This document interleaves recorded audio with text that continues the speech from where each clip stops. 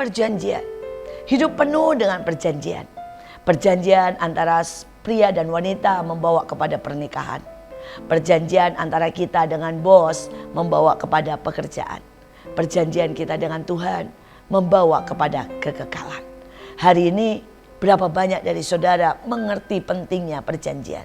Dan bagaimana saudara membangun sebuah perjanjian yang benar-benar akan membawa kita kepada kekekalan, kepada keberhasilan, kepada kesuksesan.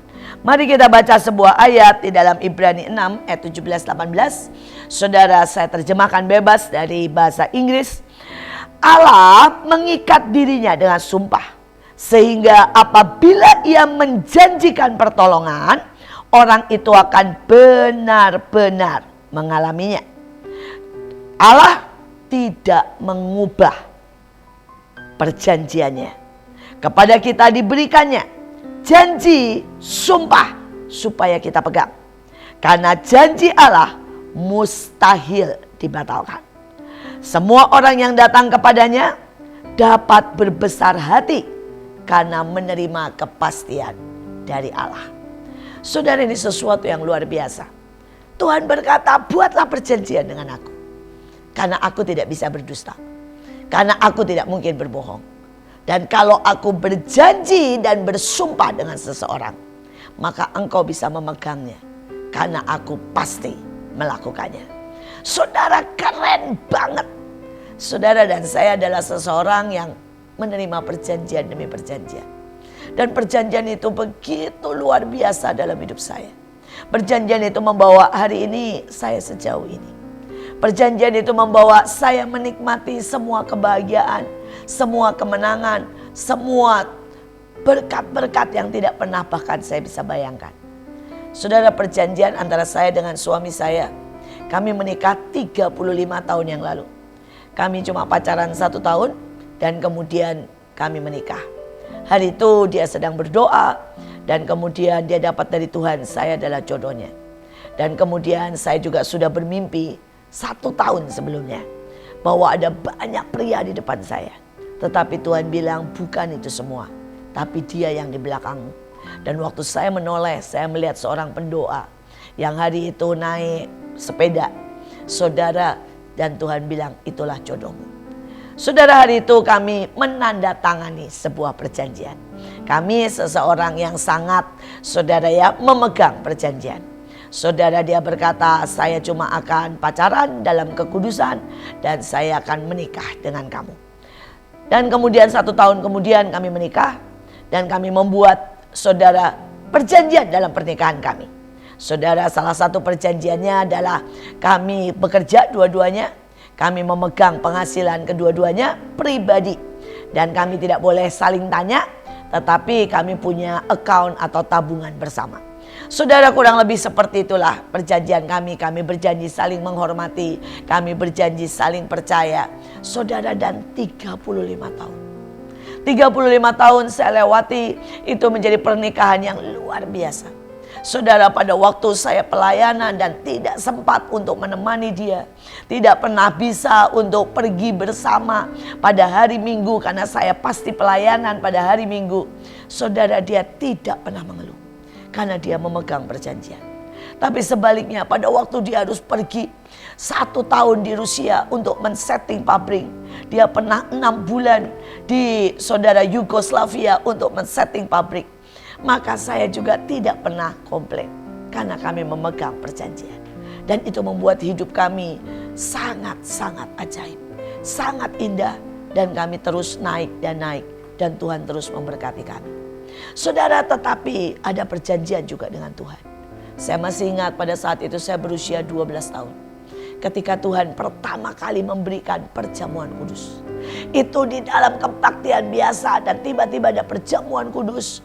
Dan tiba-tiba Tuhan bilang, ambil nak. Tapi jangan pernah ambil perjamuan kudus kalau engkau tidak berkata ya untuk semua yang aku minta engkau lakukan. Saudara, itu saya bilang, Tuhan, saya tidak mampu. Tetapi tolong rekayasa. Engkau jamin dalam hidup saya akan melakukan apapun yang kau mau. Bukan dengan kekuatan, bukan dengan kesanggupan saya, Bahkan saya berkata begini, jangan pernah pedulikan perasaan saya. Paksa saya untuk melakukan apapun yang menjadi kehendak-Mu. Saya berkata, masukkan saya, rekayasa, ciptakan saya untuk ada di pusat hati-Mu Tuhan. Dan saya akan berkata iya, untuk semua yang Engkau minta saya lakukan. Saya berkata sekali lagi, jangan peduli maunya saya, pengennya saya, perasaan saya. Tapi mari Tuhan, bawa saya ada terus dalam kehendak-Mu. Bawa saya ada dalam pusat hati-Mu. Bawa saya dan rekayasa saya menggenapkan rencana. Saudara dan Tuhan melakukan itu sampai hari ini. Umur saya sudah lebih dari 50 tahun. Dan dia benar-benar memegang perjanjian. Mungkin buat orang itu perjanjian apa? Apa gunanya? Itulah kenapa saya berkali-kali melihat mujizat dalam hidup saya. Setiap kali Tuhan menyuruh saya melakukan hal yang tidak mungkin.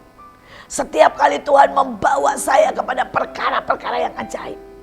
Saudara, saya begitu takut, begitu tidak mampu, tidak punya uang, tidak punya orang untuk saya andalkan. Dia yang menjamin merekayasa sehingga saya menyelesaikan. Hari ini mungkin banyak dari saudara yang tidak punya perjanjian dengan Tuhan. Sehingga hidupmu tidak bisa dipaksa Tuhan. Sehingga hidupmu tidak bisa direkayasa Tuhan. Saya mengundang saudara untuk membuat perjanjian.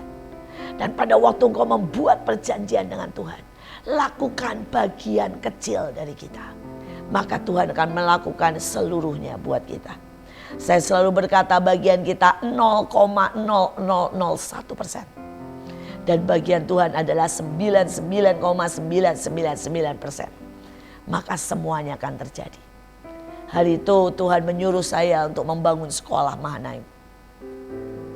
Kami tidak punya uang sama sekali. Bahkan kami tidak punya arsitek, kami tidak punya guru. Dan saya cuma berkata, saya berkata iya. Dan Tuhan bilang, cari tanah. Saya keliling, sampailah saya di sebuah rawa. Dan Tuhan bilang, aku mau itu. Saudara, itu rawa. Dan tidak ada apa-apa di atasnya. Saudara, dan saya mulai berdiri di situ. Dan saya bilang, apa lagi yang saya harus buat? Tuhan bilang, deklarasi. Saya deklarasi beberapa kali dan Tuhan bilang masuk ke dalam. Maka masuklah saya ke dalam rawa itu, menyanyi, menyembah di dalam rawa itu. Dan orang menertawakan. Tapi tiba-tiba saudara, begitu kami keluar beberapa hari kemudian orang mulai berdatangan. Mereka memberikan uangnya. Saudara, dan kemudian yang punya tanah itu menawarkan. Dia berkata, kasih saja sedikit, 100 juta saja. Dan sesudahnya kamu tidak usah urus, kamu boleh langsung membangunnya. Dia bilang nanti sisanya kapan saja boleh bayar. Sudah, tapi tidak selesai sampai di situ. Tiba-tiba ada orang Buddha, saudara, datang. Dan orang Buddha ini berkata, saya sekali mendengar kasetmu, saya tahu saya harus membantu kamu. Saudara, dia keluar total mungkin sekitar 100 M. Untuk mendonasikan banyak hal. Mulai dari baja, mulai dari beton, mulai dari saudara AC. Semuanya dia kirim, dia donasi. Dan dia berkata semuanya Tuhan yang suruh. Belum lagi orang berdatangan membawa keramik, membawa marmer, membawa beton, membawa paving. Dan saya sama sekali tidak kenal mereka. Sampai akhirnya sekolah ini berdiri. Dan orang berkata, wow, mereka berpikir Ibu Iin punya iman. Mereka berpikir Ibu Iin punya koneksi. Mereka berpikir Ibu Iin punya uang. Mereka berpikir saya begitu pandainya mengatur segala sesuatu. Tapi saya mau berkata itu dari Tuhan, untuk Tuhan, bagi kemuliaan Tuhan. Dan saya cuma 0,0001%. Apa yang membuat itu semua jadi? Perjanjian dan sumpah. Dan hari ini, apakah saudara memiliki itu? Di depan akan ada begitu banyak tantangan. Di depan akan banyak badai. Di depan akan ada banyak jebakan kuasa kegelapan. Di depan akan begitu banyak penyesatan. Di depan akan begitu banyak bencana. Tapi mereka yang punya perjanjian dengan Tuhan akan tetap dipegang, ditolong, dijamin sampai garis akhir. Dan biar hari ini kita mengambil sebuah keputusan, membuat perjanjian dengan Tuhan yang setia.